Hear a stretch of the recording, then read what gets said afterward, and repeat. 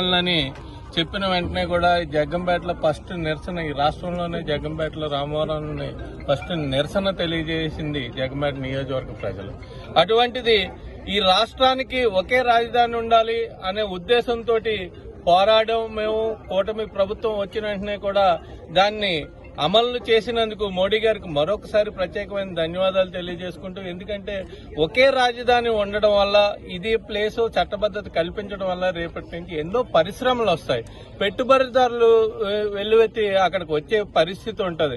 కానీ మొన్నటి వరకు కూడా ఎవరు రావాలన్నా ఏం చేయాలన్నా సరే ఇది ఉంటాదా ఓడతాదా, 3 రాజధానులు ఏంటి, మేము ఎక్కడికి పరిగెట్టాలి, ఎక్కడ చేసుకోవాలని పక్క రాష్ట్రానికి పెట్టుబడులన్నీ పోయిన పరిస్థితి నుంచి మళ్లీ రేపటి నుంచి ఇదే రాజధానిలో పెట్టుబడులు రావడం జరుగుతుంది. యువతకి ఉపాధి కల్పన జరుగుతుంది, అభివృద్ధి జరుగుతుంది. రాష్ట్ర ప్రజలు బంగారు బాట వేసే విధంగా ఒక నిర్ణయాన్ని ఈ రోజు మోడీ గారు తీసుకున్నందుకు చంద్రబాబు నాయుడు గారి తరఫున, లోకేష్ గారి తరఫున, పవన్ కళ్యాణ్ గారి తరఫున, ఇక్కడ జ్యోతిల్ నెహ్రూ గారి తరఫున ప్రత్యేకమైన ధన్యవాదాలు తెలియజేసుకుంటూ సెలవు తీసుకున్నాను.